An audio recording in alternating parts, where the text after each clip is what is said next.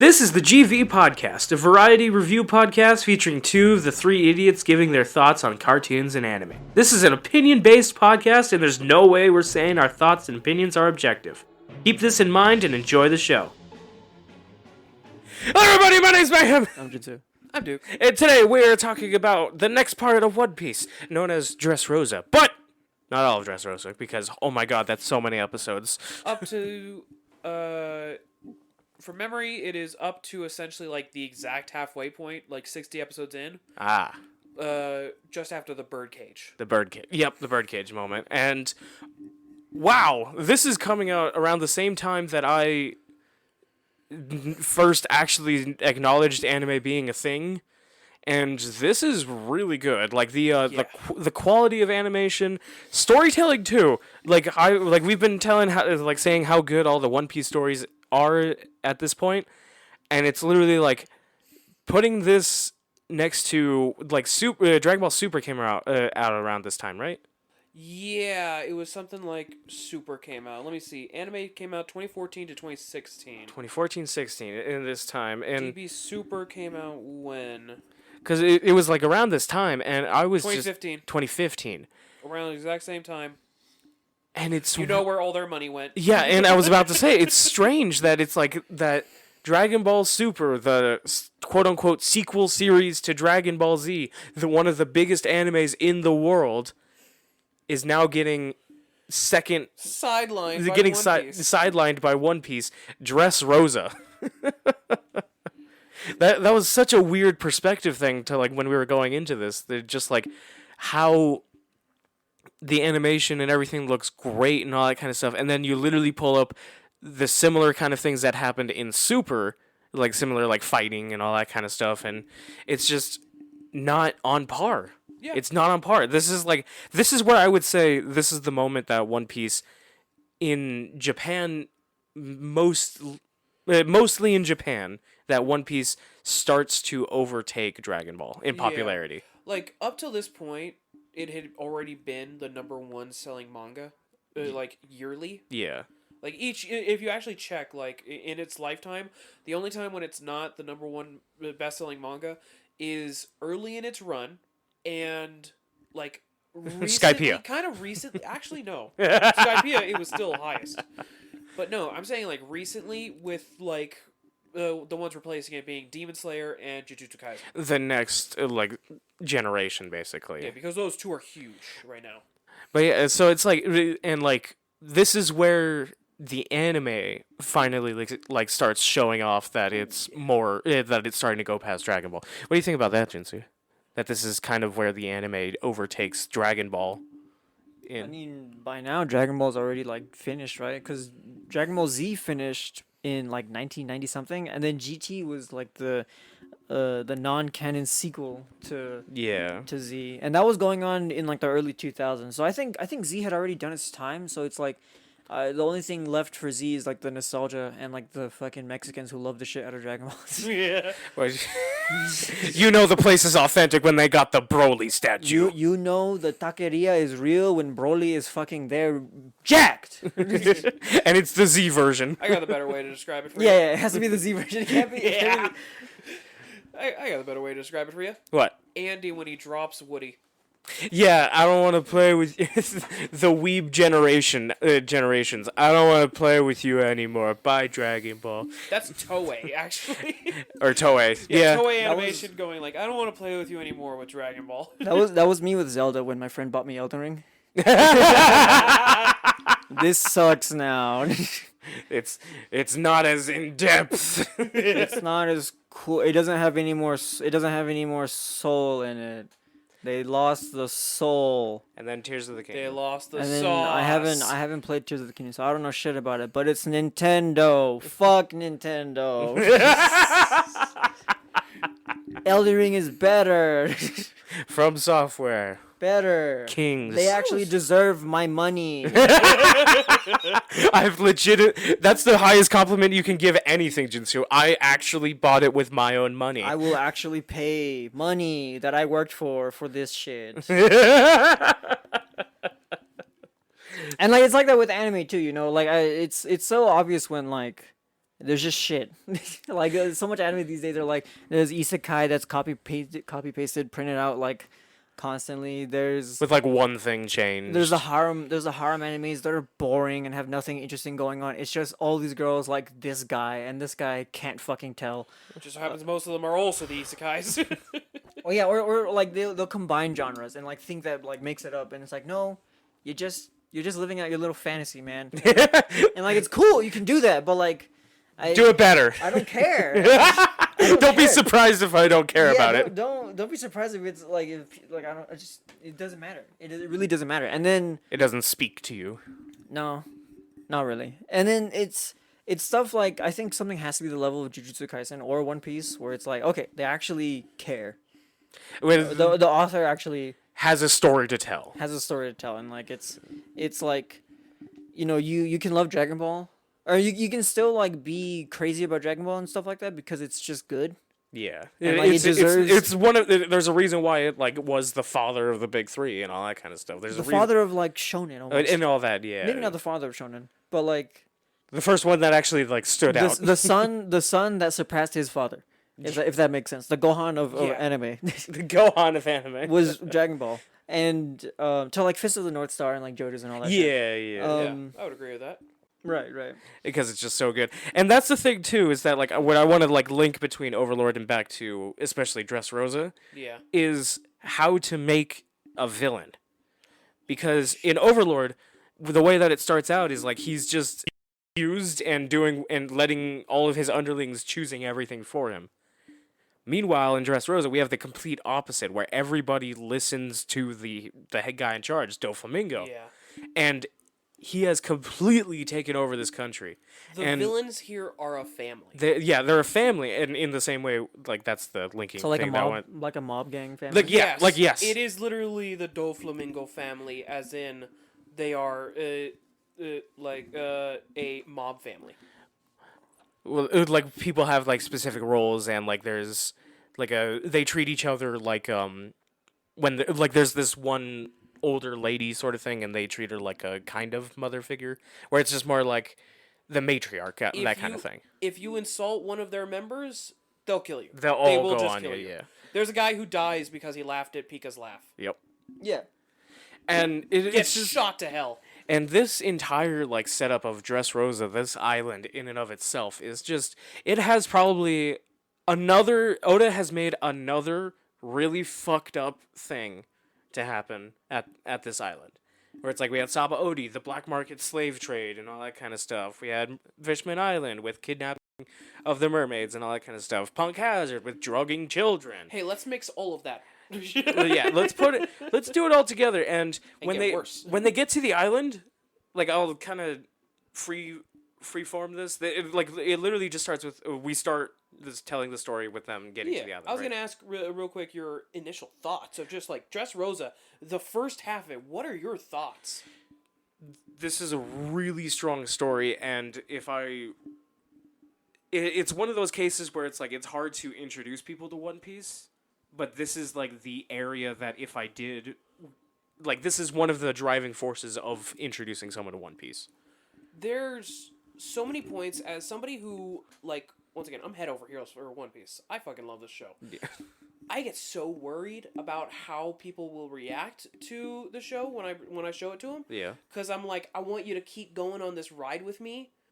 But I'm worried that you would stop if you saw something that you were like, I don't like it, I'm done. And so that's always like, I know we'd continue because we watch this show for the channel. Yeah.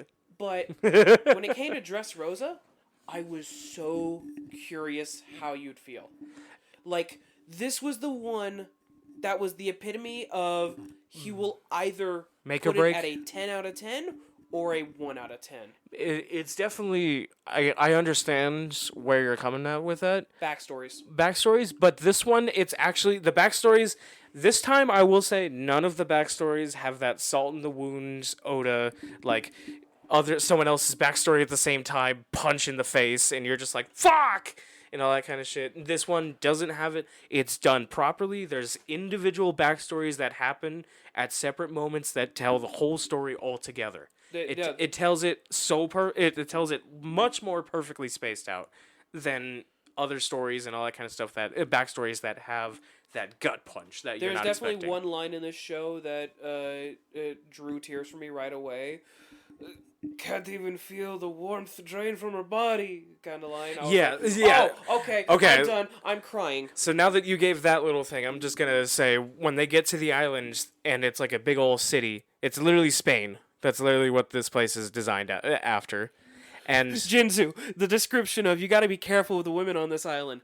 They will passionately love you, but they will stab you. I just said I'm home. Same here.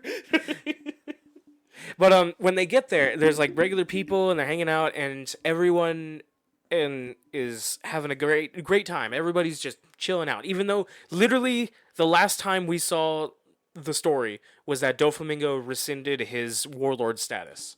And everybody's just chill.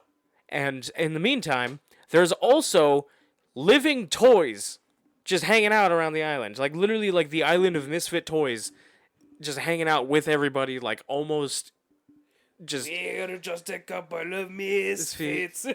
exactly. It's literally like the Spanish, like a Spanish accent version of that song. That's all you Toy need. soldier, grab the Spanish guitar. Yeah, and You they're didn't put a lisp in that shit. You're not really Spanish. it's almost like you aren't. But yeah, so it's like everybody just has like all of these toys, like these early 50s era, 1950s era, like you would see in Santa's bag and media and movies and that kind of stuff around that time. Like that it's like a really, like there's a toy soldier guy, there's teddy bears, there's a marionette dude and all that kind of stuff. It's just there's a little dog guy that's just like, hey, what's up? They all got like very gruff voices and all that. Hi, And- I'm a doggy. And they Talk to him. Hey, you don't have to cover.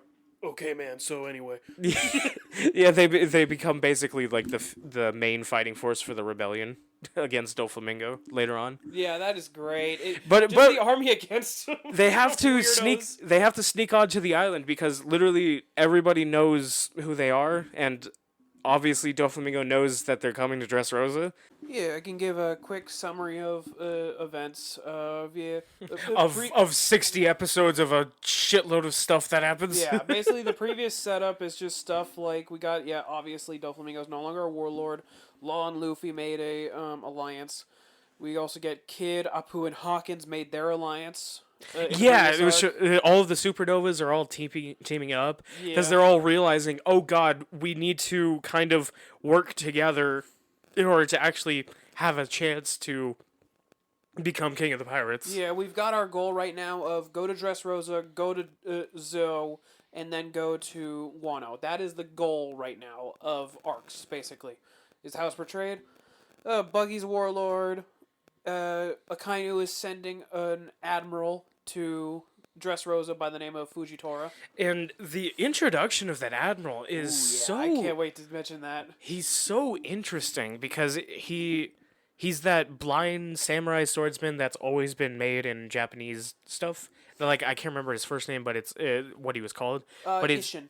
Ishin. His first name is Ishin Fujitora. No, I'm not talking about that. I'm talking about the blind samurai guy from the from like the old Japanese samurai films and that kind of stuff. Oh, okay. That guy. This is like Zoro's kind of inspired by him. That character, that blind guy from whatchamacallit, from Hell's Paradise is inspired by him. He's just a very prominent character. There that the funny blind guy from Rogue One. That's I'm one with the Force. The Force is with me. Yes. He's also One of my inspired. favorites. He's also inspired by him. It's just it's a very prominent character that like it's like Sherlock Holmes basically, where it's a character that's so iconic that when you make someone like him, everybody knows who you're Shintaro doing. Katsu. Yeah. When I say this, by the way, it is actually all of the admirals are actually inspired by older Japanese actors. Yeah, that kind of stuff. Yeah. You've heard that, And- right? Yeah, you told Okay. me. Yeah. You sent the post that has their faces with their faces. Yeah, and it's great. But his introduction is literally just like he doesn't even have his Navy jacket on, and he's just a blind man just walking through the city, and he's just like, "Do you know where the gambling hall's at?" and I think it was Zoro. Zoro is the one that was like, "There's something about this guy," and like they both like kind of like measure each other, and they're both highly trained swordsmen, so it's just like it's that understanding of like two like-minded people just like getting near each other and trying not to let their true self be found, basically. Like, he's basically just like, I don't want to be on the clock while I go and gamble. And Zoro's just like, we can't get found out. Zoro's really serious in this one. And I do like the return of serious Zoro instead of just clueless Zoro. He has not been clueless, Zoro. I'll say that. Well, it's like with the getting on that wrong ship in Fishman Island and all that kind of stuff, and the whole wrong direction thing. When it there's like a time and a place for it. Yeah. Yeah, I really like Whiskey Peak Zoro, where he's just fucking everybody up because they all just suck. Because he is Roanoa Zoro. And like his whole relationship too with Barak works, where he's like, "Sure, I'll join you if you let me fucking be the boss." Yeah, because I'm stronger than literally all of you. And I haven't even learned how to cut steel yet.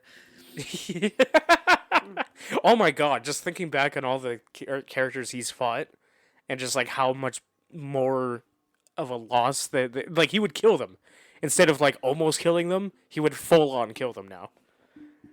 Like, No hesitation. Oh, like now? He's always actually done that. well, like Mr. Number One, Mr. One. Mhm.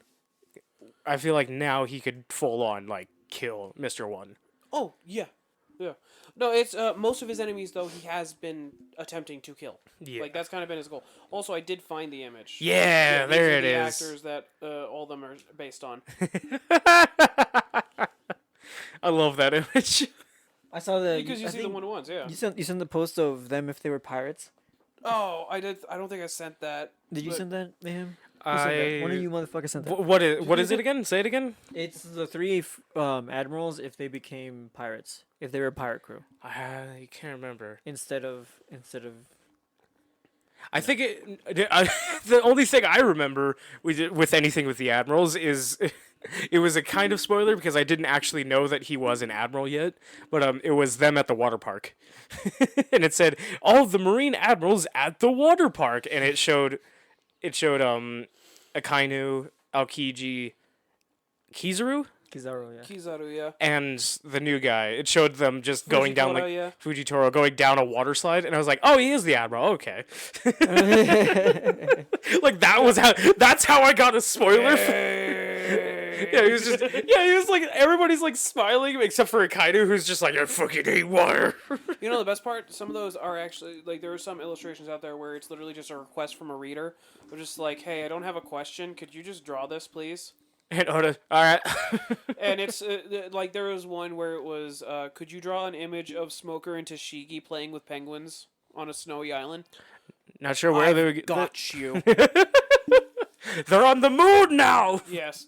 So yeah, we get the whole thing where it's like, okay, we're on the island. Law. Okay, I have a plan. You guys go do your thing while I get the plan set up. The moment I'm ready, you guys come to me.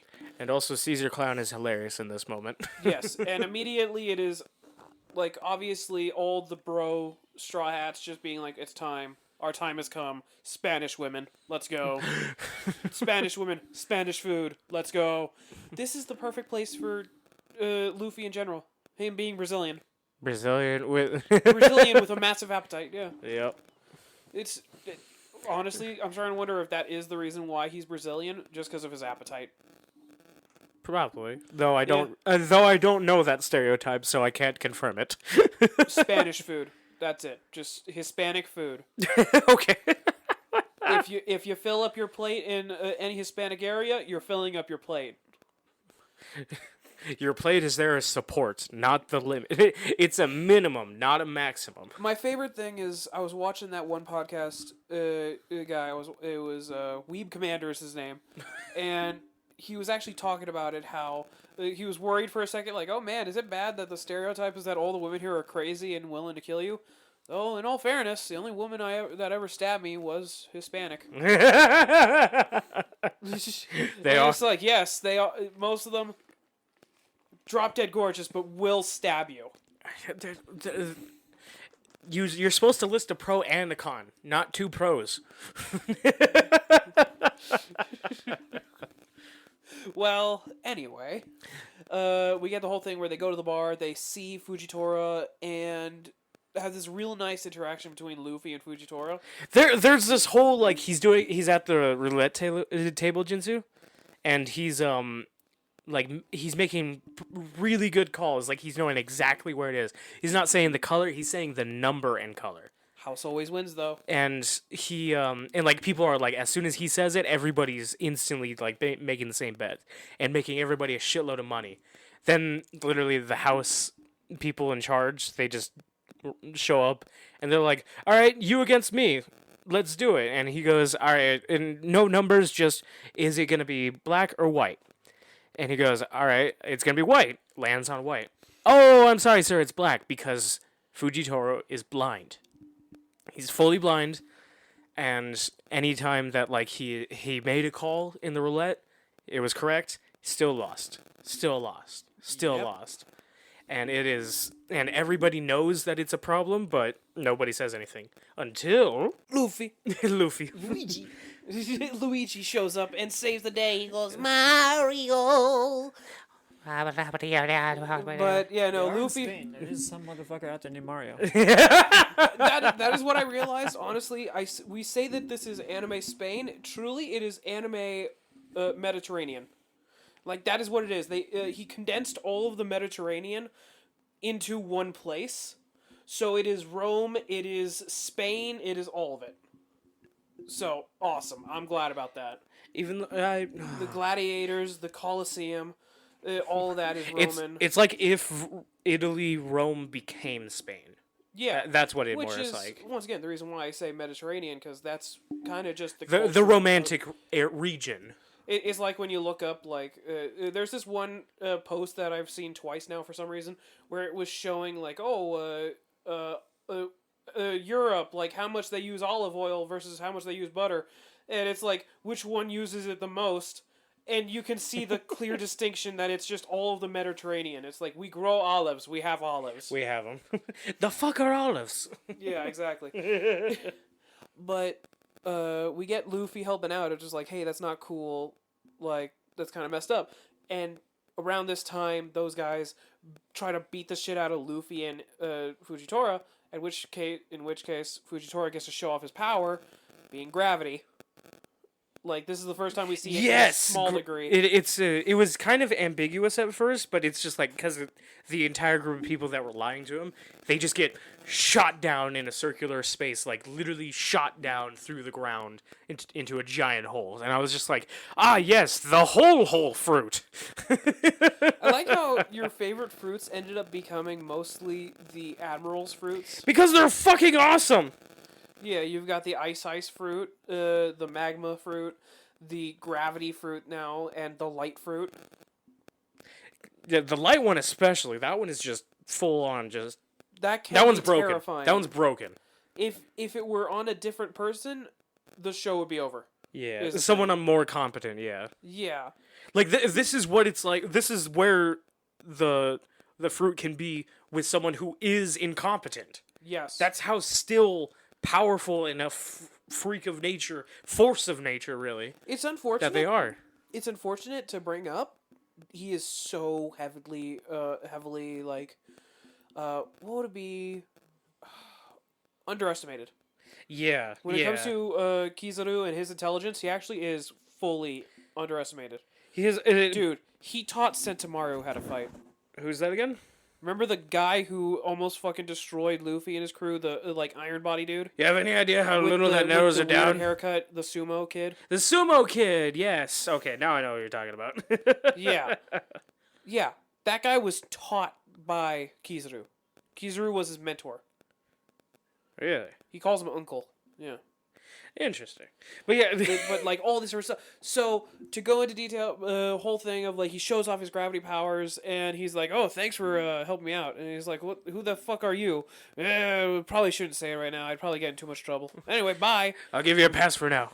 Yeah, leaves, it gets his coat from one of his underlings, and it's showing off that he is an admiral. He is an admiral, and it's just like there was such a nice moment that it's like without the labels of pirate and admiral and all that kind of stuff, that for who they are, Luffy and Fujitoro interacting with each other, they were just really good friends. Like almost instantly, you can tell that like Fujitoro took a liking to Luffy, but then when he found out that it was Luffy, he couldn't.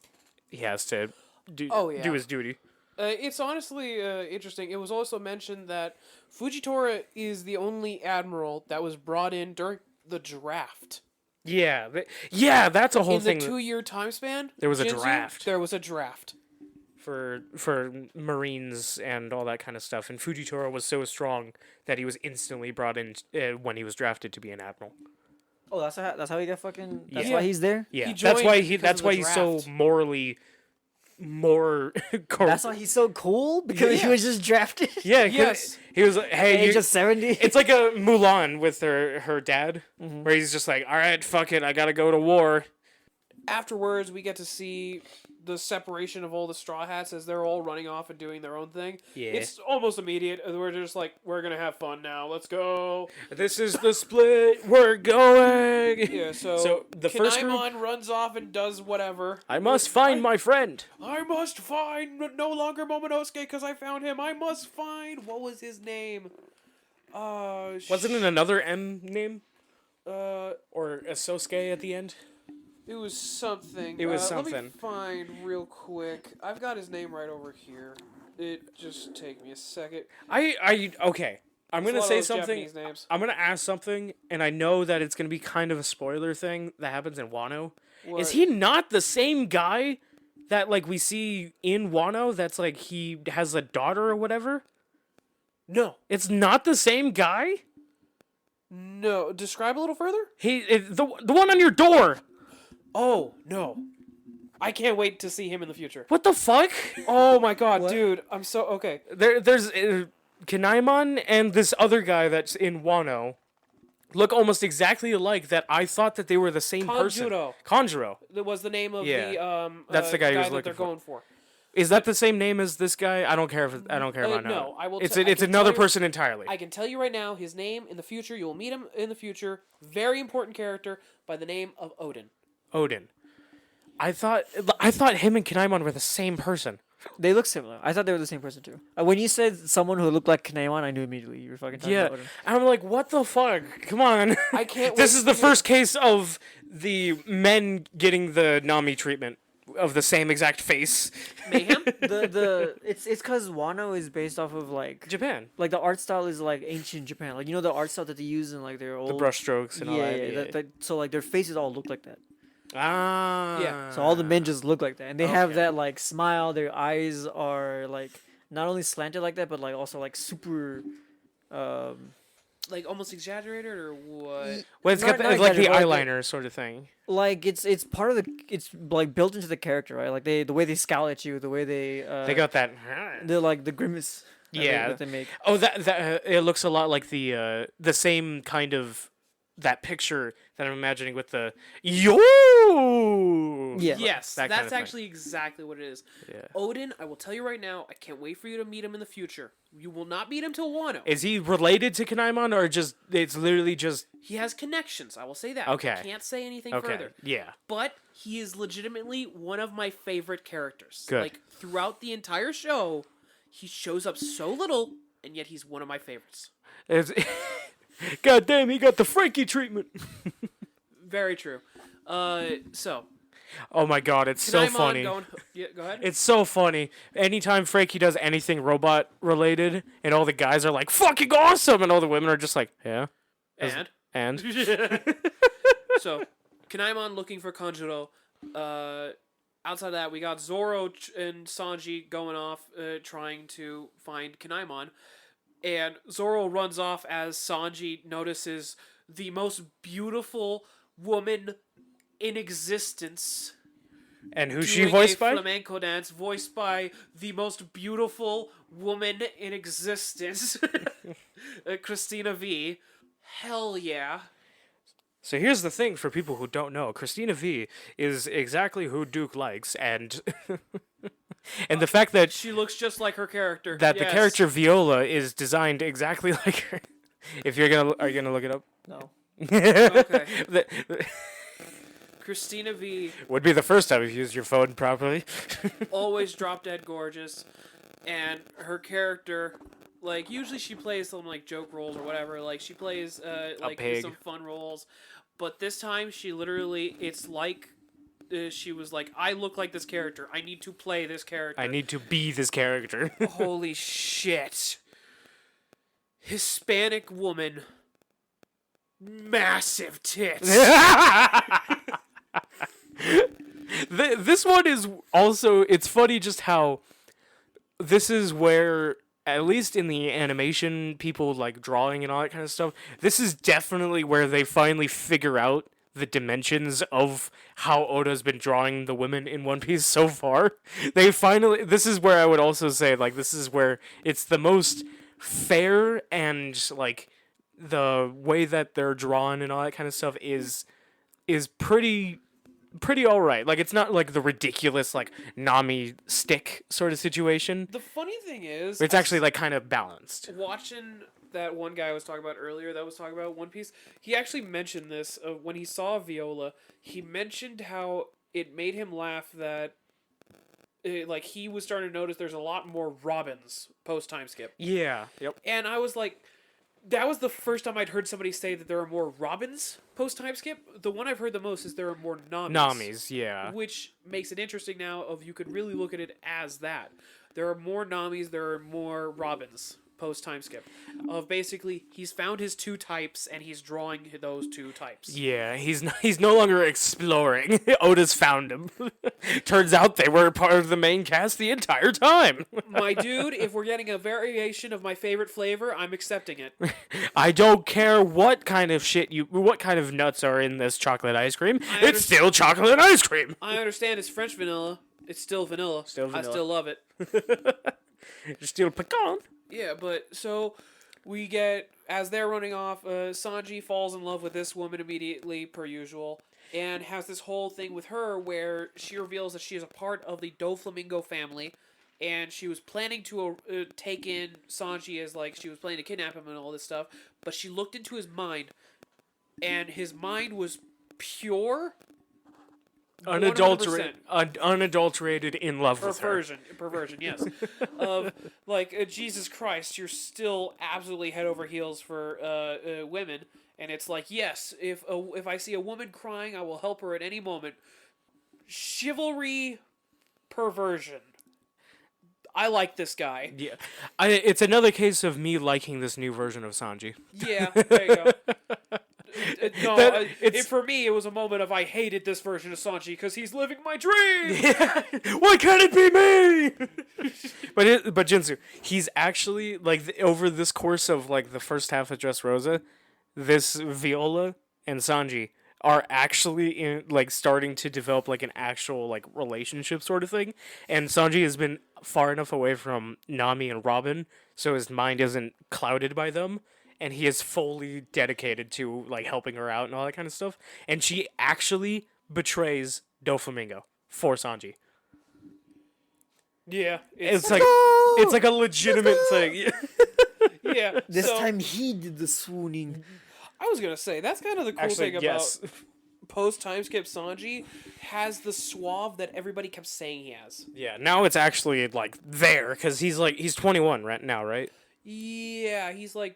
No, he's the same 21. age as Zoro. Oh yeah, so yeah, 21. Yeah. Same age as Zoro. What age is that? 21? Fuck you. Yeah, was Luffy like, is wait, 17, Sanji and Zoro are 21, and I think No, Nami... I thought isn't Luffy at 19 in the time skip? 19, yeah, sorry. I And thought Zoro was 19. when it comes to Nami, Goddamn. she is 20 right now.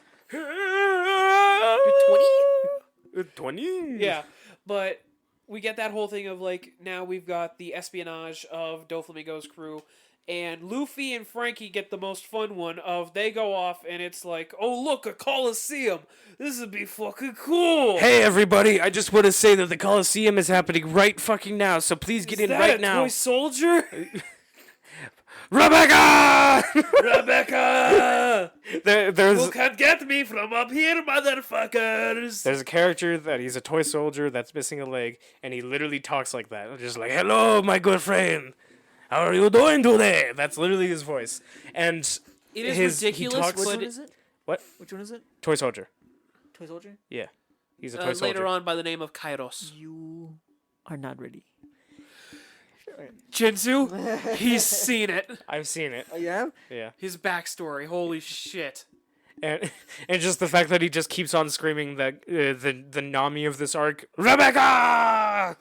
She is 16. Somehow! Oda, why? This is the most atrocious Oda has been. Shirahoshi was plenty bad, but Just dear God, show Rebecca. Jinzu. I'm pretty sure he Rebecca? knows. Rebecca's 16? She's 16. Like we joked about it before with like Shirahoshi, like she's 16 and all that kind of shit. Yeah. Rebecca is so much more of a violation. It is so I wrong. thought she was like 19 or like 20 something. No. Yeah. Fucked up. It's like so inaccurately done. Look at that! Just look at that! I know. Oh my God. That's Ugh. not 16. It's like 90% skin and like 2% clothing. Yeah. That's like it's literally like the There's case Oda's of drawing. Jesus Christ, man. Not any better? No.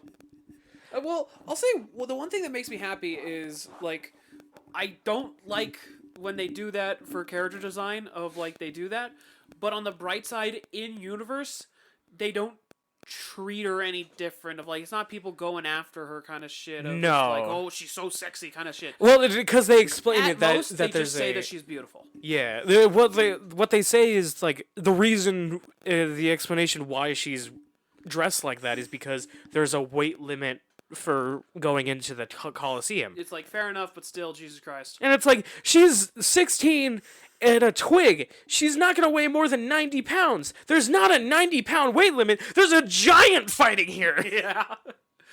So. There's no brackets. Oh yeah, no. Weight classes. I'm excited to mention when it comes to the Colosseum because they go in because the toy soldier's like, yes, this is the Colosseum. Be careful, you go in, you could die. We're gonna go in. No, actually, it's Luffy who goes in, and Frankie's just like, I'm gonna chill with the toy soldier. yeah, He's cool. this guy seems fucking awesome. I'm gonna hang out with him. You are like a toy. I will show you something. Anyway, that's how Frankie joined the rebellion. Yep. The full-on like rebellion army, like full-on against Doflamingo and all that kind of stuff. Frankie just chilling out with the toy soldier, Frankie becomes one of the main leads of the rebellion army. the general. Frankie? Yes. Yeah. He has a great entire section of this arc. But when it comes to Luffy going into the Colosseum, we To get fight. to see some major people. Wait! Before we see anybody, there's a reason why Luffy has to go to the Colosseum. It's not just to fight. What's the prize? It's because of the prize. Hey, everybody! I'm making this Colosseum. That's right now that I know that the Straw Hats are coming, so I'm gonna make this Colosseum fight thing happen. The prize? Ace's Devil Fruit, the Flame Fruit. And Luffy's like, I'm getting that no matter what. I'm going to find out a way to have 2 Devil Fruits if it's gonna kill me. It'll kill him. We get to see some major characters in this now. One of the first people that Luffy ends up interacting with is a guy by the name of Cavendish, who was jealous of the supernovas because they took over the spotlight a year after he was given it. Imagine if you will, Jinsu. You're literally starting out and like you're a big star and all that kind of stuff and people love you. And then a year later, like 20 people come in and start doing exactly what you're doing, but they say that they're doing it better. They are proclaimed to do it better. Yeah. That's annoying. Yeah, very. I kill you. I kill you. You have defined Cavendish, yes.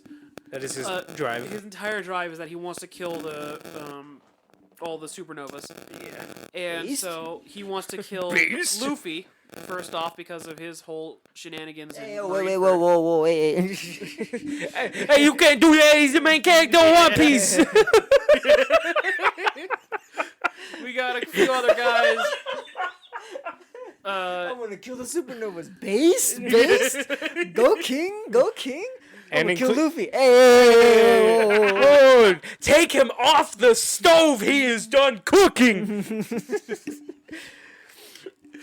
So Anyway, other characters we get to see include obviously Rebecca, who we get to see later on. She is the princess of this kingdom. Spoilers. Her essentially family was thrown off. Rebecca? The royal family was overthrown, so she is a surviving princess. But like, literally everybody knows and gives and like literally treats her like garbage. It's literally like how everybody treats Naruto, with like how they treat her like literal garbage and want her to just go and die and all that kind of shit. I feel this one's even more extreme because imagine all your life being told like Naruto at least had Your blood is bad. For Rebecca, it was your blood is bad, which means we're going to kill you. And your only we're friend... going to watch you die. I want to see you horribly brutalized. And your only friend is a toy soldier who calls Rebecca, who's totally not related to you in any way. Rebecca. He's like a father to me. Like. Here's the statue of an ancient soldier that nobody knows why it's here. We don't know we don't know what his story is, but we know he is Kairos, the only man to have won this many games. 3,000 battles. This many games. He beat Elden Ring like 100 times. Twice. He beat Uno twice. That dude's on New Game Plus 10.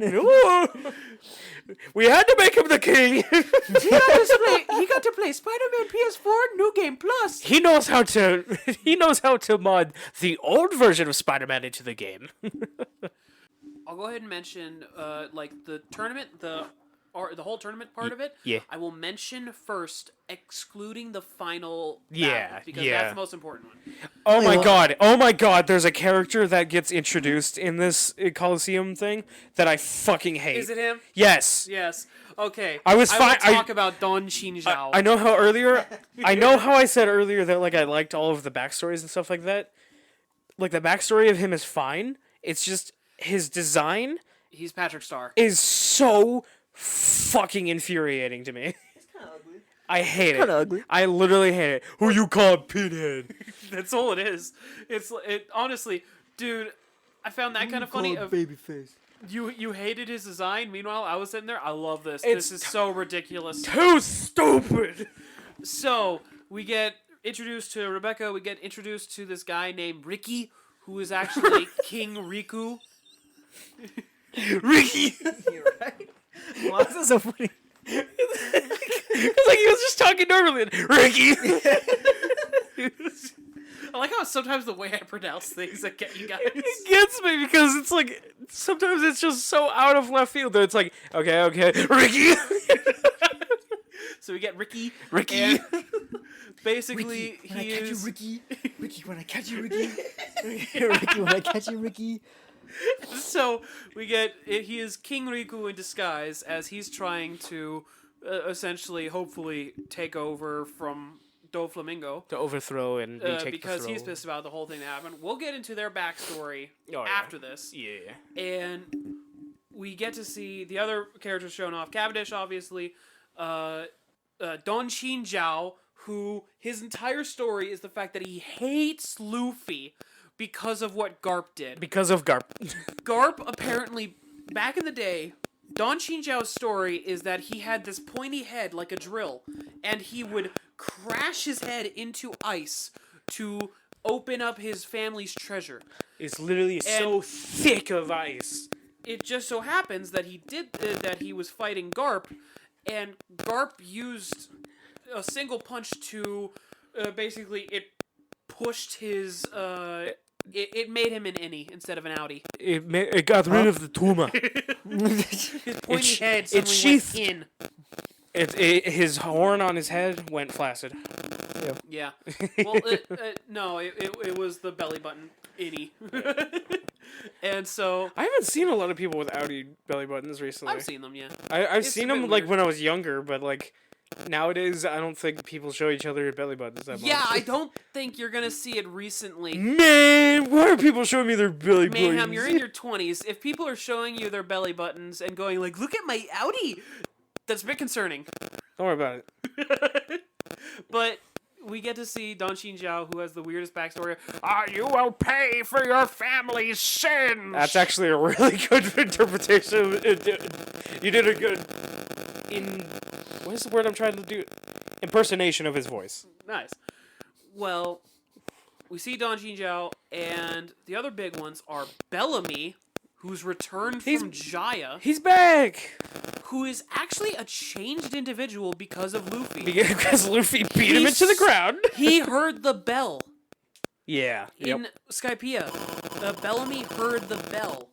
And so because of that, actually realized that dreams are truly a possibility for people. So began to work on his own dream. For those who don't know what that means, in Skypiea, Bellamy was someone who, while they were on the surface... Bellamy was the guy who got punched. Because he was trying to devalue the possibility of someone's dream of that there possibly was a sky island and all that kind of stuff. And he got one shot by Luffy.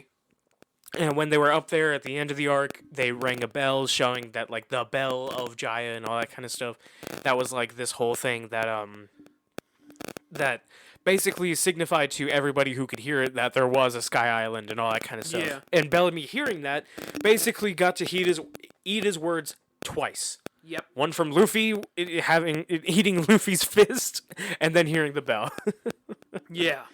Which is fantastic. Yeah. And so I'm happy to see that Bellamy is a really cool character here. He has this whole thing where he's basically losing faith in Doflamingo because of the Doflamingo family, like trying to kill him. The funny thing is that I saw Bellamy like before watching the show, and then I saw Doflamingo and thought they were the same person. So it's literally the same thing that happened with Kanaimon and Odin. Yeah, no, it's fair enough. it happens. Like it's a interesting thing that happens, but it is interesting as well when those characters that you keep seeing end up being connected in some way. Connected, yeah. So Bellamy, his whole thing going on there of like, okay, kill for me or I will kill you, and going back and forth of like, I don't know how to feel about this.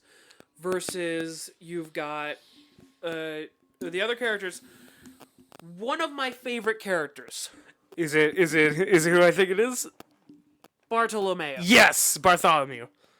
Bartholomew Kuma is Bartholomew. Bartolomeo is his name. Cinco de Mayo. You can call him Bart. Bart. He's got the barrier fruit jutsu, and he is the fanboy of the Straw Hat Pirates. He was there at Logtown. I wonder if we'll see him in the live action when they get there. This guy is wearing the Varia suit. The Varia suit? Yeah, he's wearing the barrier suit. The barrier suit? The Varia suit. Yeah. So we get Did you know? Bart, who is a Luffy fanboy. He's a Straw Hat fanboy. Anybody associated with Luffy, he's an immediate fanboy of. Yeah. And he is the most fun character he's just, the reason he's in this competition is so that he can win the flame fruit for Luffy. And give it to Luffy, yeah. So then he can be like, thanks, Bart. Robin, let me be your slave. I mean... Yeah, yep. But that's... I love his voice. I gotta mention that. Hey, how's it going? His voice in Japanese is okay. It's like, Robin Senpai! Kind of thing. Yeah. That's cool. In English, he is from the Bronx. How you doing? Hey, let me tell you something. He's the most fucking entertaining New York accent bro I've ever seen. Bro. See, he did it again. That almost sounded German. Bro. I fucking love Bart. Yeah. He's just such a fun character. While Luffy's trying to get into the Colosseum and like get taken in part of the tournament and all that kind of stuff, he has to take on he still has the beard for the disguise, and as he's like registering his name, it's don't worry, I'll blend in perfectly fine. My name is Lucy. My favorite part about that is Frankie being the one to like, my name is Lou. C. so everybody not lie for shit. And Bart is the only one who knows that it's Luffy because he's literally just like, that's Luffy. Like, if you see your favorite actor just wearing a fake beard, if you saw Tom Hardy as Bane wearing a beard as Bane, you can still see that it's Tom Hardy. So the results of each block up until the last one, I can tell you right now. Block A, we get this masked figure was fighting Tom Hardy already the has a crew. beard. Like a really obvious fake one. Okay, so wait, hold on before you get started. So the Colosseum tournament is split into 4 blocks, block A, B, C, and D, and in each one it's a free for all to have one winner, or like Yes. there's 5 of them, and it has one winner. And in the first one, All the way up to block D. Yeah, you're right. Yeah, it's 4. it's 4. Okay, and then in the first one you said that So the first one is this masked figure who beat the shit out of everybody. He launched everybody out of the arena yeah. and almost broke the arena. And suddenly he begins to laugh as he goes, "Wee!" And it's what's his face? It is Jesus Burgess of the Blackbeard Pirates. Blackbeard Pirates are here. I love that. And he even gets to interact Isn't with his name Luffy. Jesus? Nope, it's Jesus. At least in the dub, it's pronounced. They say Jesus. But I checked it out Japanese as well. It is Jesus. There you go. Like, it's spelt Jesus, which is also Jesus in any Hispanic like area. I'm gonna call him But- Jesus. Yeah, most Yeah. people. I go Burgess. Done. yeah. But Burgess, he actually has a call with Blackbeard that Luffy overhears, and he's like, "Hey, Blackbeard, go fuck yourself. I'm getting that fruit, you bitch." Wow. And he's like, This is the same time that he's now voiced by Hercule Satan. "Yeah." The voice of Blackbeard in the dub is Hercule Satan. He's the champ. Yeah. Which is, I love that. Hell. So Burgess, he beats Block A. Block B is with we get King Elizabetho or something like that. Basically, the king with the boxing gloves. We got all these different weirdos fighting, and as they're fighting, you see this one guy in particular being surrounded by soldiers as he's charging up for a punch, and he's just kind of sitting there. At first, you think like, okay, this guy's fake as fuck. You start to look at it like, okay, he's full of shit. He's one of those usual nobles that no one should care about. Yeah, Whatever. he's got like an army of dudes, and he's just He's like got Dr. Eggman as one of his personal liaisons. Toad and stuff. Eggman. What? It's like one he character combined looks it. exactly like Dr. Eggman. Dr. Eggman combined with a toad. Like the Like he has no neck, the mustache, the glasses, the he already, he smile. already has no neck. Yeah. You want to see this dude? It's fucking hilarious. No neck. Basically, the entire time it looks like they're No dick. protecting him. No balls. And certainly no butthole because this guy feed on radiation. Ah! Full. So we get to see like he's being surrounded, and at the entire time he's just throwing punches in the air, and it's like, oh, you gotta protect your king because you know he won't do well in a fight. This is Chinese Eggman. There you go. And so Chinese warlord Eggman. yeah, and the entire time they're doing that, and the moment that they're all gone, the king is the one to say it of like, oh yeah, no, you got no defense, and he's like, defense. Those guys were here to protect you guys. Then I don't hit you. And it's like, wait, what? A king punch! And he fucking launches everyone out. He actually has a really strong attack. He's not all talk. Except one person. Yep. Bart. Bart. Bart ends up staying in the arena because he has the barrier fruit. And the king punch is flung again. And it's like, oh shit, I'm about to be hit by this. And it's like, nope. Barrier still works, and he just pushes his barrier and launches the king away. And it's fucking sick the way they do that. Yeah, Block C, we get the next one. Around this time is around the point when we get the whole acknowledgement that Luffy is Luffy. And so Cavendish is ready to kill him. You've got... It's literally everybody going, it's him, and then Bart, Yeah, Bart's all happy. he just squeaks.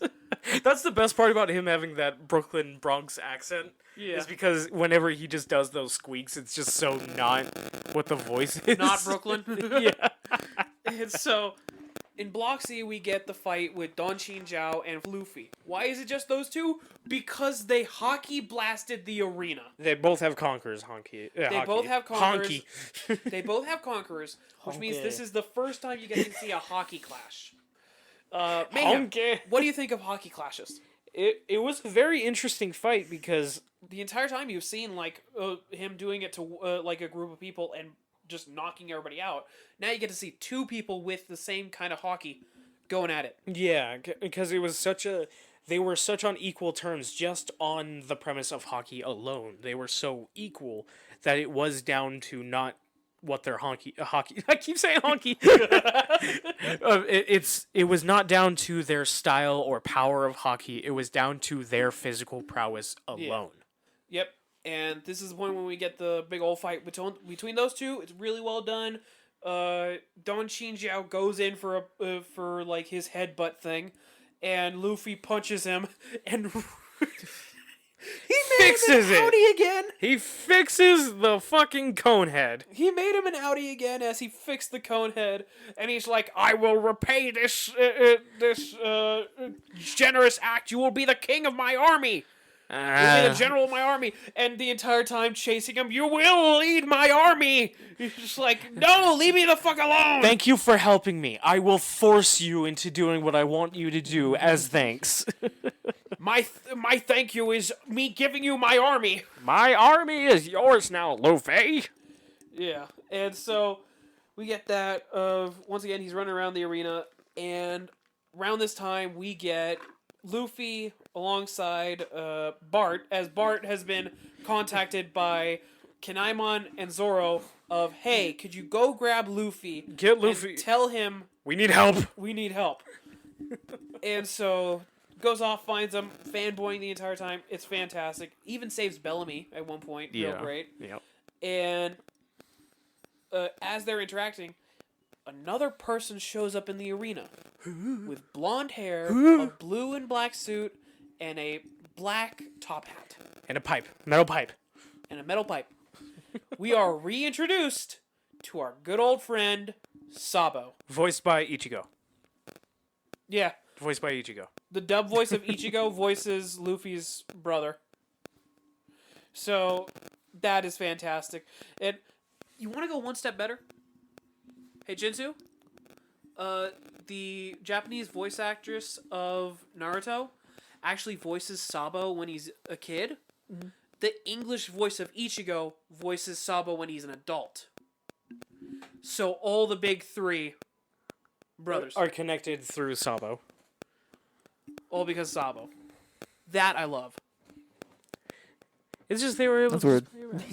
I love it. I fucking But yeah, we see Sabo and he's like, "Okay, you head out of here. I will take your place," basically. And he puts on all the stuff. he puts on the fake beard and everything. He put on a fake scar. Yeah.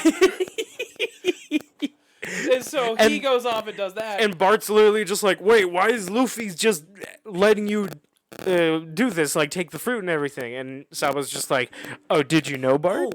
I will say, I'm technically his brother." technically this happens after Block D, because Block D was very important for Luffy to watch, as he got to see more of Rebecca's story. Oh, yeah. He got to find out, like, her family was fucked over so poorly, and he gets to watch her fight. As the best way to summarize her fight is she has so many people trying to kill her, until eventually Cavendish, who is also in that block, passes out. He pulls a Zenitsu. He passes out, and it turns out he has a second personality that pops out when he's asleep, that goes off and tries to kill everybody in the arena. It's literally a Zenitsu situation where it's just the other personality sort of thing happens when he falls asleep. In the middle of a fight, it literally just happens. He also passed out again. Yeah, it's so weird. So he lost. Yeah. And so like he literally cuts down everybody in the fight arena, and just because Rebecca was only hit in the helmet, and it didn't go through her head and killing her instantly, and like Cavendish fell back asleep, and Rebecca just got back up and was like, "What the fuck happened?" And so she won because she was the last one standing. And that is around the point when the Sabo Luffy switch happens. And now to take it back, other things that end up happening include Law, Robin, and Usopp heading with Caesar Clown over to Green Bay? Green Bay. Yeah, the Green Bay Packers. They head over to the Green Bay Packers. 121 guns. So they head over to the Green Bay Packers, and end up Hack encountering all kinds of weird shit like giant fucking sea creatures and small people that like help them out a little bit. Yeah. They get separated from Law, Usopp and Robin, and Law basically gets an encounter with Doflamingo. Yep. I'll get to that in a second as we've got Robin and Usopp getting taken in by the dwarves, who Usopp tells them, "Don't kill me. I'm the descendant of Noland." Because they care about Nolan because when he showed up at Greenbit, he saved them from persecution and all that kind of stuff. He's a legendary hero to them. And since Usopp knows the whole story that happened with Nolan, he was just able to use that to create a lie. I've mentioned it before, the whole thing of like Usopp lies usually become truth. Yeah. So when do you think it is that he'll be revealed to be Nolan's descendant? I'm betting Elbaf. There's gonna be a lot of stuff happening for Usopp on Elbaf. Elbaf is gonna go fucking crazy for Usopp. I got to see, like, they had the whole thing of, like, okay, we gotta go to Elbaf. We're going to Elbaf! And they had the same fucking dance they had when, I think after Alabasta. Of, like, after Alabasta, they had this little dance of, like, Elbaf, their people are big, kind of thing. It was just so great, but, we get to see, like, all these different people where their entire thing is the fact they are insanely strong, but small. And they have, what would you describe their tails as? Foxtails. Foxtails, yeah, okay. Like, Yeah. very small foxtails. Zoro also has a connection to this because after the whole You mean Fujitora Zoroland? thing, he got his stuff stolen from him, and it turns out that's just a thing of because of the fact that the Tontatas, the dwarves, are really nice people. They are allowed to take shit because it's like it's okay, The little fairies took them. So it takes Zoro's main, the Treasure of Wano sword.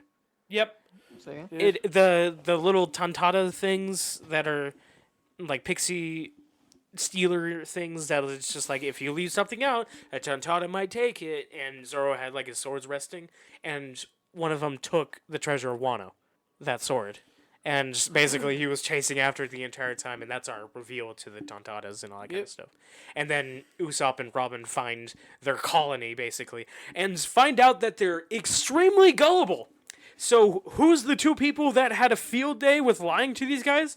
Usopp and Doflamingo. The two worst unfortunately. people to lie to you.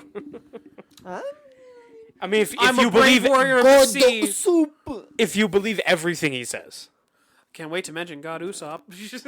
Oh yeah. Oh, that's gonna be fun to mention. Yep. But leading up to that, we've got he's become a rebellion hero immediately for the Tontatas, and they're all given basically the name. First part of their name, Land. So Roboland, Frankieland, Zoroland, Luffyland. Yeah. And Usoland, the most important of them, and Captain of the Straw Hat Pirates. this is also the point when we get another one of Usopp's lies, where it was as we get Doflamingo and Law interacting, he's basically like, okay, by the way, I did not resign from the warlords. Hey, Fujitora, pop on out. And he pops out, and it's like, how do you have so many connections to the world government? How do you have the possibility of rewriting the news unless you are... A celestial dragon. Doflamingo reveals that he is a celestial dragon. Why are you revealing this to me? Because you're gonna be dead anyway. Face this celestial cock! Oh, and have we just said what Doflamingo's fruit is? Because this is kind of where You we... can mention it now. Yeah, because he has the... Is it the string fruit? String fruit. Where he basically... It's basically shaped like a pear and like looks like strings. Oh god, that does not sound appetizing. You wouldn't eat it? Maybe. But he's a marionette master, where he's able to just use the strings to do a bunch of crazy shit, and is able to fly by grabbing onto clouds with his strings.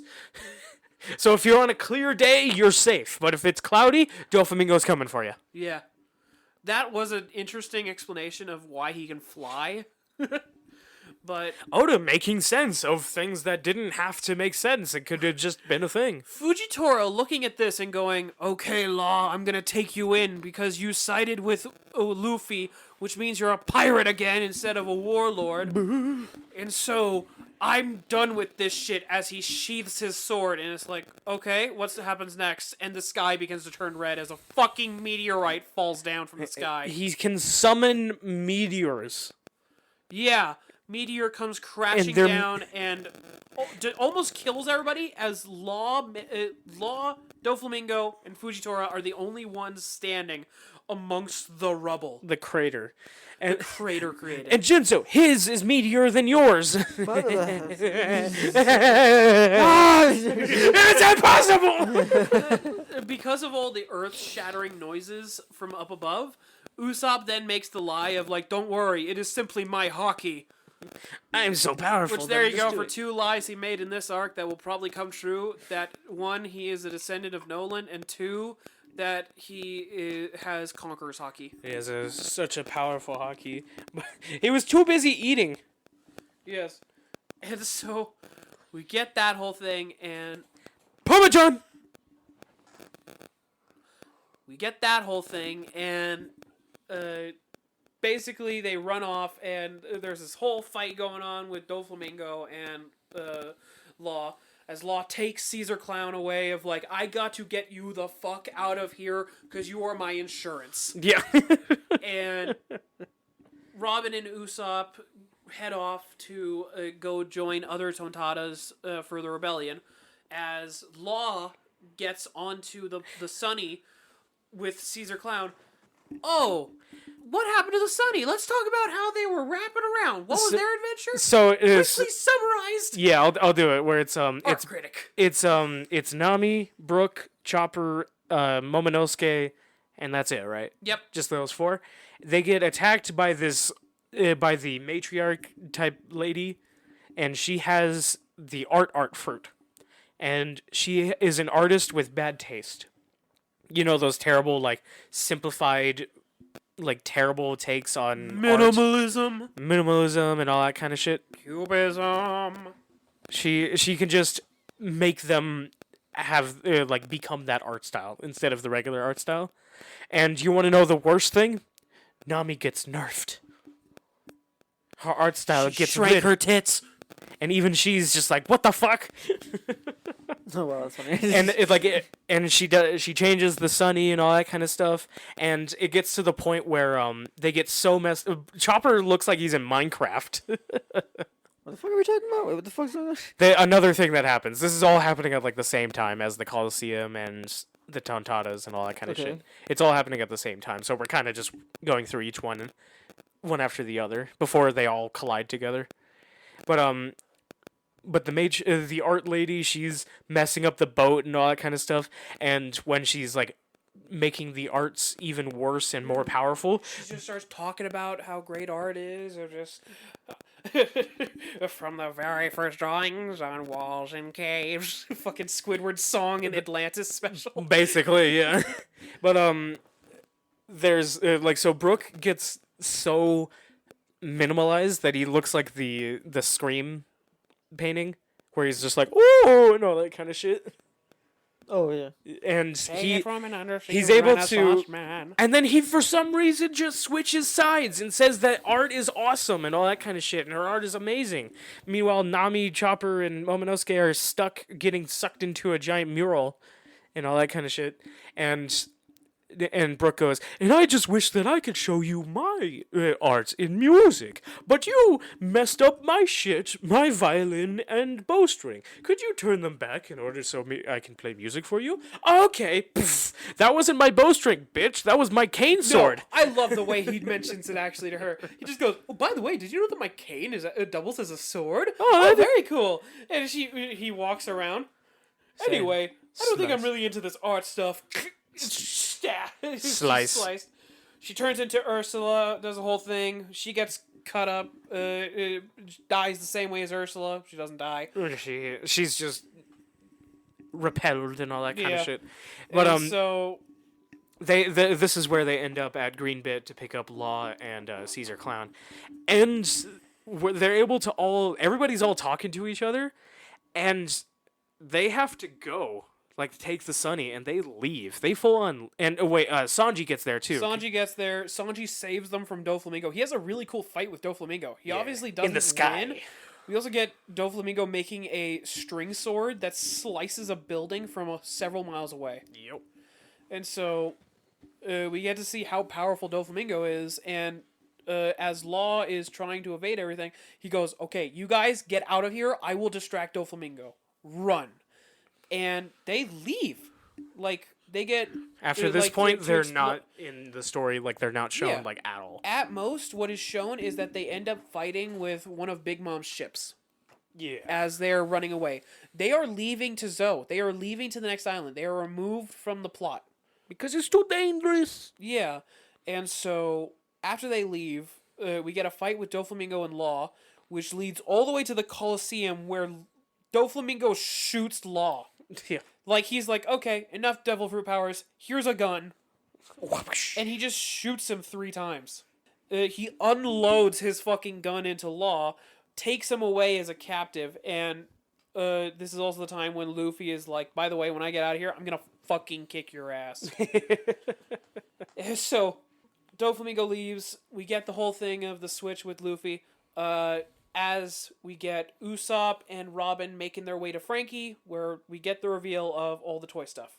This is where we get the reveal. The toys are people. The toys are people, and when they get turned into the toys, anybody with any memory of them forgets about them.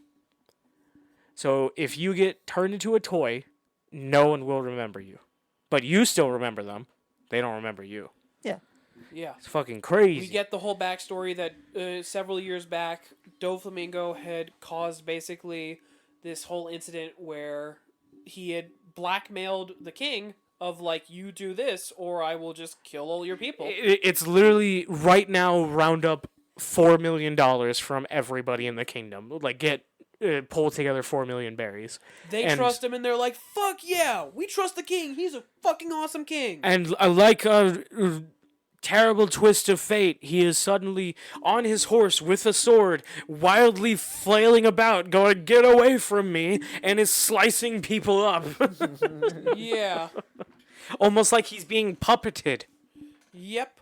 And so we get that whole reveal that King Riku was controlled alongside his soldiers to kill a bunch of people.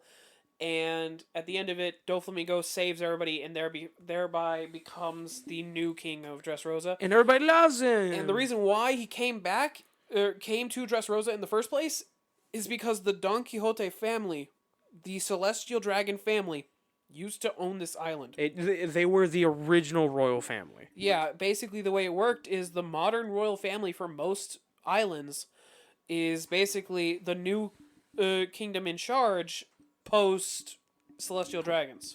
So the Celestial Dragon Ascension, that's what I would call it. Yeah, Celestial Dragons, when they ascended to their area, they had somebody in their stead. The only ones that did not were the Nefertari family. In Alabasta. That is mentioned, yes. Nefertari's family were supposed to be Celestial Dragons. Yeah, that Jinsu? So Vivi was supposed to be essentially a Celestial Dragon, but her family chose not to. It's the whole thing of they returned home, is what is mentioned in the stories. And so Crazy. we get the Absolutely whole thing crazy. where Doflamingo takes over, and now Frankie's like, okay, fuck this guy. We're taking this guy on. Yeah, Frankie Usopp gets full on motivated, and he's Yeah. just like, I'm taking down Doflamingo. Ow! Separates from Usopp and Robin. Usopp and Robin go off to free all the toys, and Frankie makes a distraction by going to the main warehouse where a bunch of weapons are, The Smile Factory. owned by Senor Pink, and begins his battle with Senor Pink. Senor Pink, an interesting character that, like, I want to hate, but can't. He's too hard-boiled. Literally has women in bikinis falling for him, while he literally just goes, get the fuck away from me. Who? Senor Pink. Do you want to describe what he looks like? He's the brother to our friend Senor Azul. Who also does that to women? Get the fuck away from me. Does Senor Azul also dress up as a baby? I could tell audience, no, he does not. No, he does not. No, he does not. But no, Senor Pink, he dresses up like a baby, has a pacifier and all that, and It's a funny He's like fat. He's got a diaper. All this shit. him Like, and Frankie are fighting, and they're basically having a contest, like in front of an audience. biggest pervert. And yeah, and all of the guys, like any of the guys that are watching Frankie do all of his cyborg shit, are just like fucking awesome. And the women are like, I don't get it. And then Senor Pink does his shit, and all the women are like, oh my god. And the guys are like, I don't get it. The two people alongside Senor Pink in this moment. Jesus Christ, Dellinger, who is the weirdest twink I've ever seen. He is everything that you fear. He is the twink of all time. And I just realized we forgot to mention the most important thing. You know what I'm saying? No. Frankie. His new hair, hairdo. His hair evolved from his terrible like This is not a pompadour, Annabelle- this is a papa gun. it's a like an Annabelle like pigtails sort of thing that was going on that like looked terrible, and his hair transformed into a cannon. It is a pompadour that doubles as a cannon. Yep. Though it doesn't actually fire anything. Yeah. That would make it too dangerous. It is hilarious when he decides, like, oh, let me try a different hairstyle real quick. Goes through all these different ones. That's right. And it's the same gun from earlier. Yep. Yeah. But we It's get the to same see, gun and the same hairstyle. we get another villain to show up who is kind of useless, but his entire power is essentially... Remember the one girl from Alabasta, like, or not Alabasta, Baroque Works? Yeah. Where her power was to change her weight? Yeah. This guy has the same thing. He has the ton fruit. And You so know what I'm and saying? he's wearing like a giant like unitard, and he's like flying through the air like a I called him a beaver Canadian. yeah, like he's got like a Mario Tanuki sort of thing going on, and he's like up above Frankie, and Frankie's just like, what the fuck is that? And he looks up, sees him, and he just goes ton and falls down on Frankie. I am slamming. I am, and anytime he says any word with an ing at the end, he pronounces it. I am slamming your Jinsu. face while I'm thinking. Jinsu, what are you doing? What are you doing? I fucking love that guy. What are you doing, stepbrother? And so we get that. It is a really cool fight of just Frankie messing people up as everything's going on. And meanwhile, we finally get Usopp and Robin making their way down underground to where all the toys are slaves. Slaves, literal slaves. It's just slaves again. But now they're toys. Their mission is to go after a girl by the name of Sugar, who basically the way her power worked is that the moment she ate it, she stopped aging. She can make the toys. She can turn you into a toy and make it so that she forces a contract on you. It's a devil fruit power, the turning into toys thing. Yeah. And so we get that whole thing of... So we get to see her, and she is guarded by another one of my favorite characters. The best character. Yes. Which, his name... Let me find it. I think his name was Treble. Trouble, yeah. Shinde. Shinde. That was crazy once. He is the best character.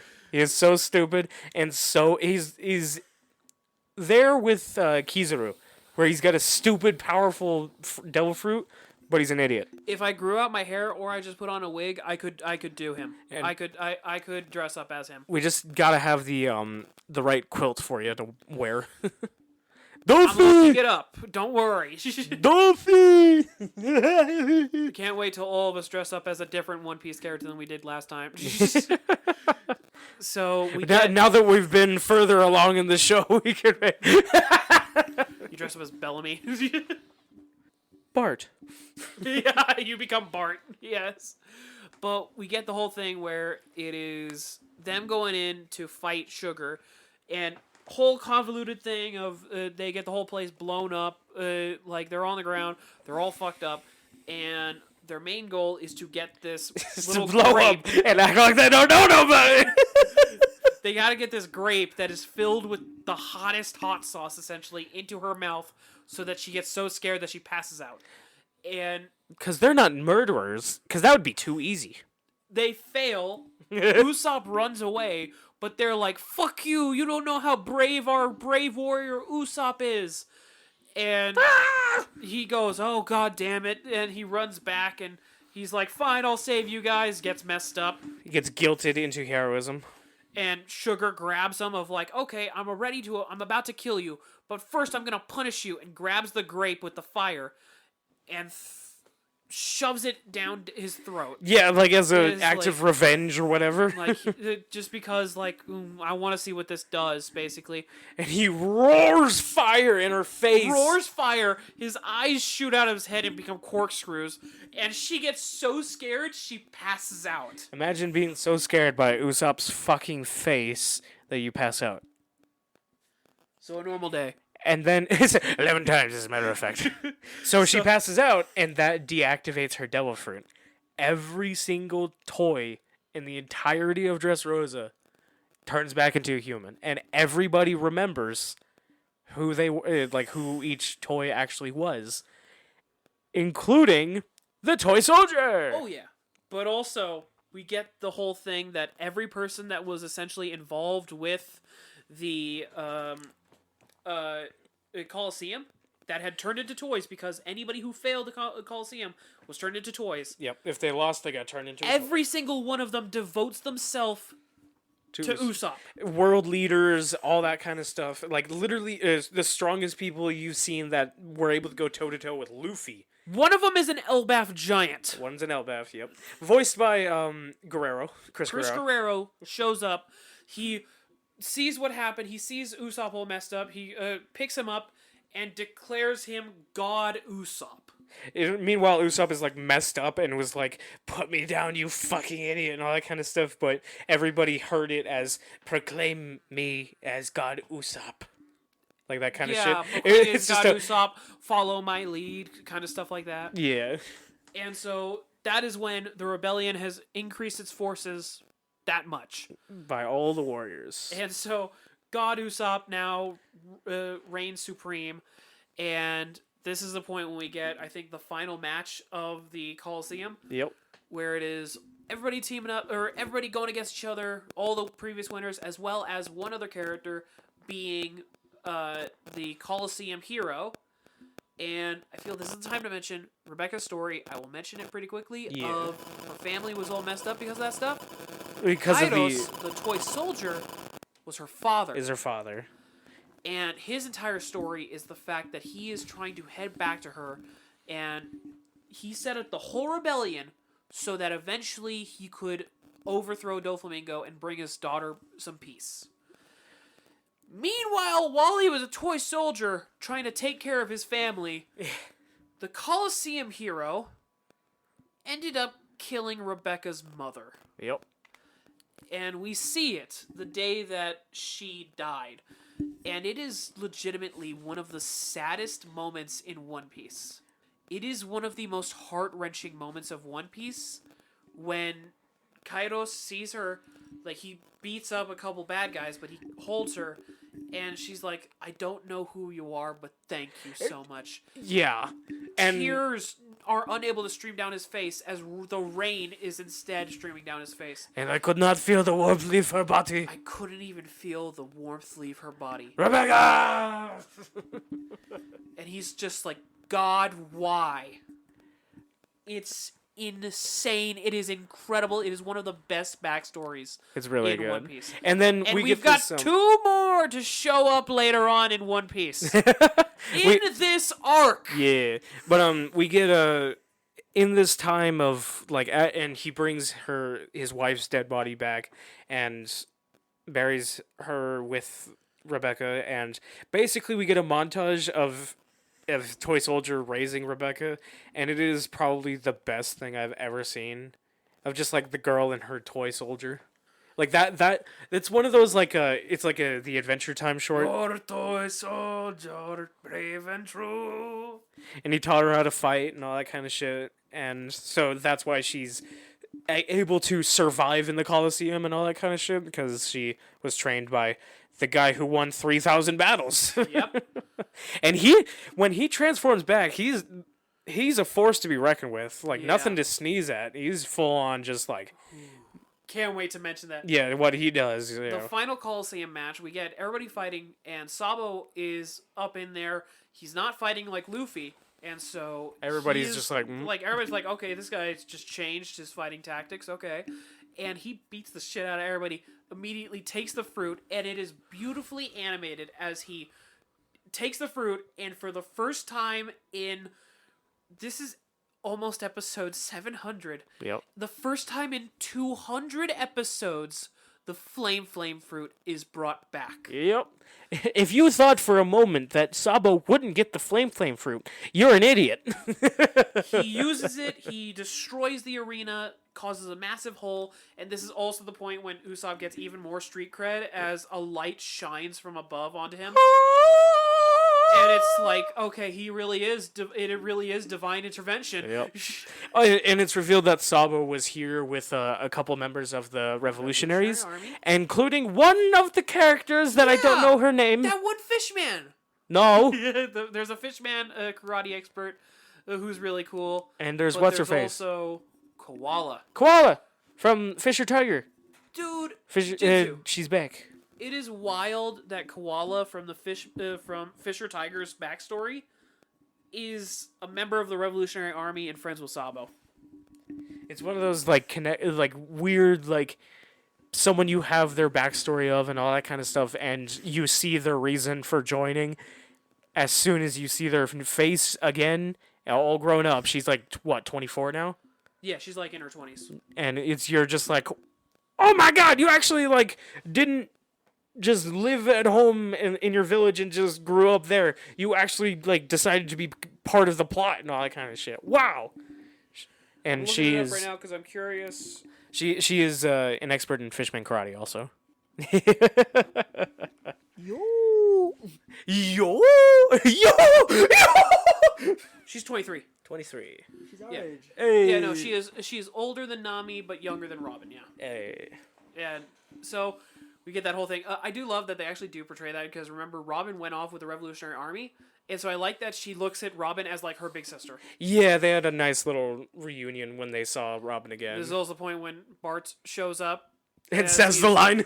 And he sees Usopp and it's just like, this could be Sniper King. Robin Senpai, make me your slave. He finally figures out the true identity of Sniper King. I love that he's the character that Oda made to do that. Yeah. He's the fans. He truly is the fans. Yeah. Yep.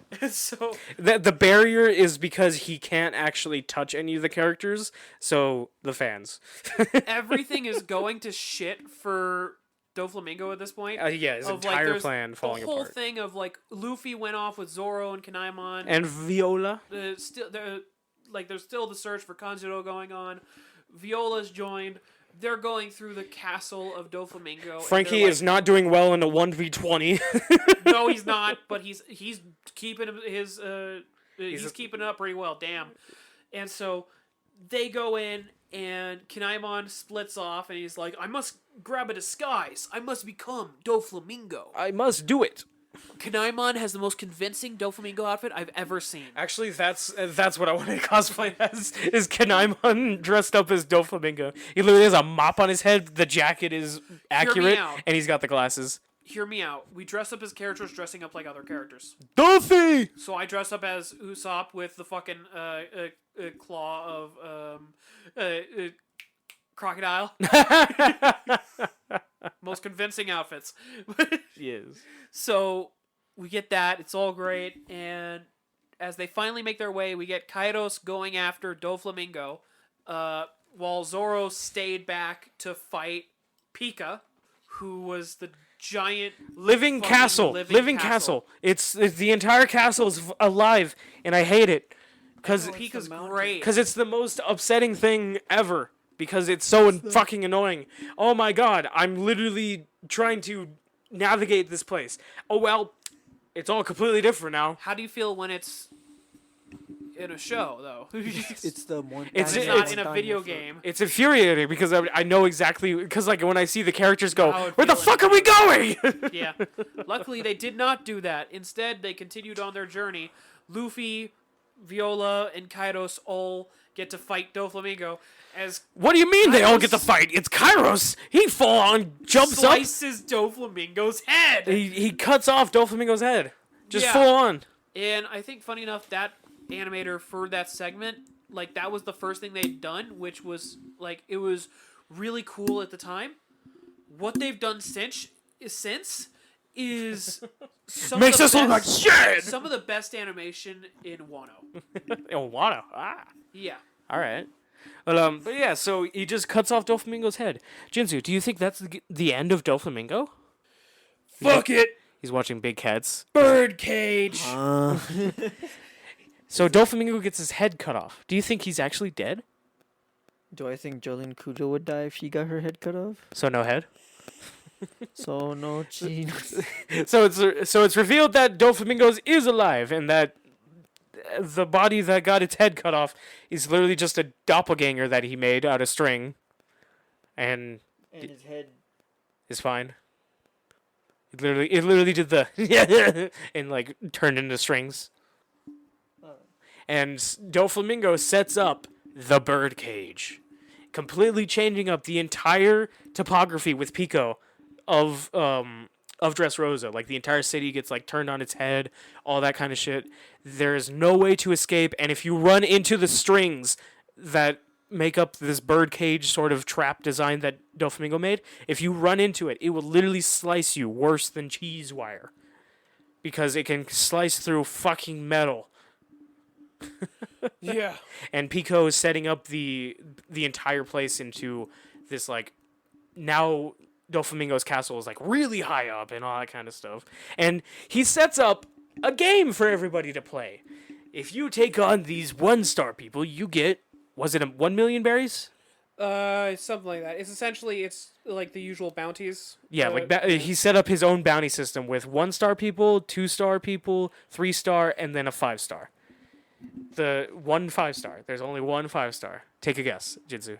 Who could be the 5-star? I can't take a guess because I already know. Say it. Is it? Don't look it up. Don't ignore the question. I'm gonna look it up. Take a guess on someone who's thwarted Doflamingo's plans the most right now, and is the active reason why he is on the back pedal. I can't think of another character to say that isn't the right one. Just say it. Just say it. Fuck you. It's Usopp. Yeah. Yeah. It's Usopp. I was gonna say some. And actually, it's by Doflamingo's words, it's God Usopp. Doflamingo serialized his name. The animator for that Kairos scene Also did a bunch of scenes in Attack on Titan. the rumbling song. The opening That beautiful opening. for the final season. We swear, Attack on Titan. Yeah. Also, the biggest one they did recently is the most incredible sequence from the first episode of Gear 5.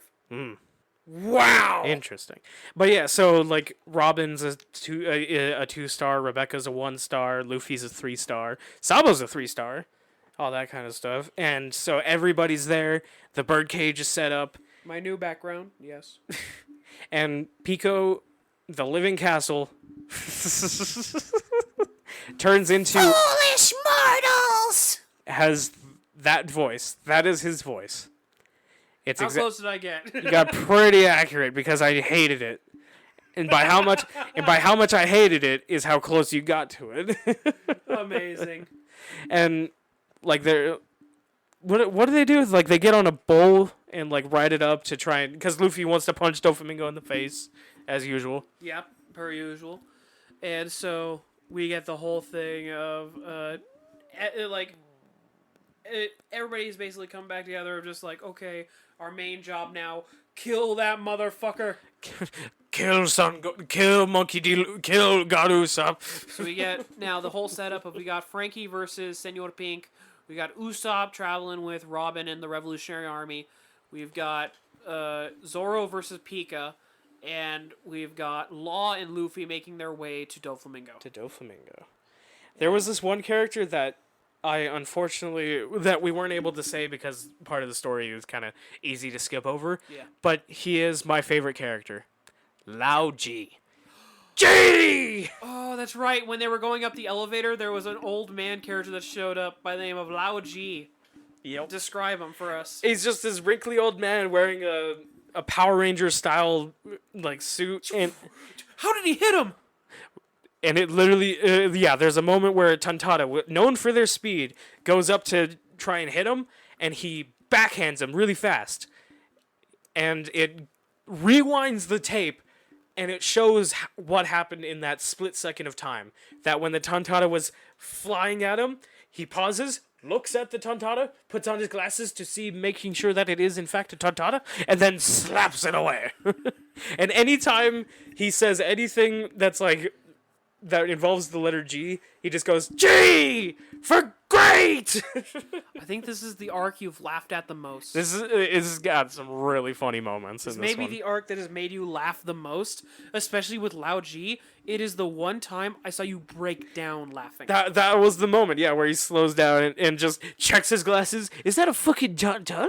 Oh, it is! So yeah, I can answer the question so quick of who is my favorite character. All of the Doflamingo pirates. All of them. They're really great. They are all so fucking great. I will say that you've got like going from like the least. You've got like Sugar, who's like okay, she's just blank. And then right under... And then beside her is like The art woman, lady, yeah. where I'll say she was funny in her time. She was funny. She had her funny moments. Honestly, Brooke was the highlight of her funny moments. Yeah, if Brooke wasn't there, she would have probably been worse. Yeah, she would have been worse. Then you get the dude Ing. who looks like a Tanuki, or just like the saying guy. I fucking love that guy. Are you fucking me? Senor Pink is fantastic. He's one of my favorites. How hard boiled it. He wipes his mouth after having a meal with women's tops. Bikini tops, yes. Bikini tops. And they're literally This like, motherfucker- thank you. Shinzu, this motherfucker is just like, my mouth is dirty. Takes a woman's bikini top and wipes his face, and she's covering herself. And she's just like, so hard boiled. It's like, motherfucker. It's so good. That got you, didn't The way it? you said it, man. So hard boiled. I think I've gotten you guys 3 times today. Yes. Ricky! But yeah, just it's so fun of just like Senor Pink just like, man, this guy's real perfect. Look at yourself in the mirror. I know what I am. But I know what I am. am hard boiled. So hard boiled. And so he's so great. We got Treble. So great. Dolphy! Doflamingo, obviously, just the best. He's a really good Lao one. G, whose entire thing, G, is so funny. Forget the fuck out! I'm playing Minecraft! There's one other guy that makes me laugh where it was the guy with the fucking top hat, and I called it the BDSM suit. Ah. Of basically that fucking dude where he takes off his hat and he's gone like Beast Gohan form. Yeah, like literally giant spiked hair. Yeah, and it gets bigger, I swear to God. Please, I swear to God. But the only one that I was like mixed about was Dillinger, who was just such a piece of shit, but also a twink. So I was like, I don't care. I don't care right now. Please go away, twink. Go away, Twink. Be gone. Be gone, twink! I want this twink obliterated. Tweeted by Ganon. And so we got all them. I can't believe that's a real thing that happened. Like, that entire meme, I want this twink obliterated, is because of the company, was it Kit Kat? Yes. It was Kit Kat. I want these twinks obliterated. No. They didn't say it like that. They're literally a person just saying, I don't think Kit Kats are that good. Replied comment, I want this twink obliterated. Yes. Completely unaltered. What the fuck were they on? We kind of mentioned it, but Caesar Clown, when he was up there, it's just instantly the moment that We got all the people of the Colosseum joining in the fight of like, we're ready to fight. Like, Don Shinjiao and that King Elizabetho or whatever his name was. Elizabeth, yeah. They join in a massive punch, and it's like, this isn't my strongest punch, but here you go. And they shatter Pika's arm, that kind of stuff. But so good. Just all this setup for what's coming next. Is setting up the storming the castle to free everybody sort of thing. This is your mid thoughts. This is not your final thoughts. What are your mid thoughts? How dare you call my thoughts mid? Mid thoughts of Dressrosa. Mid thoughts with mayhem. What do you expect to happen next? I want a really good, literally just a series of fights and Luffy getting to Doflamingo and having a really good fight. Yeah. And there's an unfortunate thing, I already know what happens. What is it? Gear 4. Hell yeah. I can't wait for you to see it. You know what was my main spoiler for Gear 4? What? Gear 5? Yeah. No, but like the fact that it's happened there, and then hearing that this is the biggest arc that happened before Wano, Yeah. and then also the biggest spoiler, that statue you have of Luffy in Gear 4. I got that for Christmas. I Yeah. remember seeing that, and I was like, "What the fuck happens to Luffy?" Also, you can see now, like, the black stuff is supposed to be hockey. The hockey, yeah. But I will say the cool thing about it is, you haven't seen it in action. Yeah. Is the entire point. Yeah. Technically, you haven't even seen Gear 5 in true action. Not really, yeah. It was Like, there's only the one thing you saw which made it look divine. Yeah, it's but- not. No, it's Looney pretty Tunes. goddamn Looney Tune divine. Yeah. But I got a Imagine if question. Bugs Bunny was Jesus Christ. There you go. I've got a question today. He might be. I've got a question today. Yes. If someone ate a devil fruit, would someone like after already eating a devil fruit, would the other devil fruit overpower it and basically they would lose their original devil fruit, or would they just die, or like what would do we know what happens? There are thought processes that claim multiple things. One is that nothing happens and the fruit is just kind of reborn somewhere else. One idea is that the devil fruit user will just explode. So how long is that egg timer gonna burst on Blackbeard? There's only one person that truly has eaten multiple devil fruits, and it is Blackbeard. Yeah. Like, he's the only one that we know of that has eaten at least 2 Yeah. that we have seen. And like that's what I was wondering, because like it's such a everybody was so like bewildered by him doing that. So it's like what do they know about eating more than one devil fruit? Well, not just that. The biggest question that was brought up by Blackbeard doing that was honestly How? and also how did he extract it? I sucked his penis. Well, mind you, when he did it, after he left it, there was a massive fucking hole in Whitebeard, yeah. in Whitebeard's chest. Yeah, Some people think that it's possible he just ate his heart. probably, which would be insane. Imagine getting that revelation of like you go to like Blackbeard's island. It's that and it's there's that a collection of bodies with missing hearts. simple. Yeah, and it's that simple to take someone's devil fruit. Yeah. But, Like get them in their last moments. But yeah, so that was the first half of Dressrosa. Yeah. Anything else you expect from this next part of the arc? I just want to see Doflamingo get curb Robin's stomped. gonna die. No, she was Gonna turned. get fucking killed. No, she got turned into a toy, so she got forgotten, which is basically the same thing. I can tell you from memory the 2 that you're gonna get some backstories of. Yeah. Right now. Yeah. You're getting some major ones. Obviously, because it's getting towards the end of the arc, Doflamingo. you had to get Doflamingo. I'll tell you right now, he's tied with Law. Like, it has to be. Like, the entire thing, like, it's going to be sharing Law and Doflamingo's backstory. Interesting. It's going to be very interesting. Like, it's one of those... dude, there was a recent reanimation of Law's backstory, Yeah. and it legitimately brought me to tears. Ooh. Like, I saw the reanimation of it. I had not seen the original.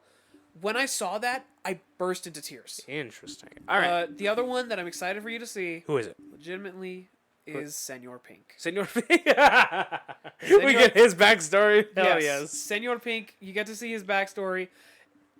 G for great ass backstory. You get a great fight with Lao G. You get a great fight with everybody. It's gonna Everybody. be fantastic. I think there's only like one other character that comes to mind that gets a backstory, but that one will leave as a bit of a surprise because Yes. it's like you wouldn't imagine that they get a backstory. Good. Thank you. But no, Senor Pink, it's like, dude, he's the main rival of Frankie right now. You gotta have a backstory there. Can't wait for you to see that one. Yes. What are your final thoughts on Dressrosa? Fuck.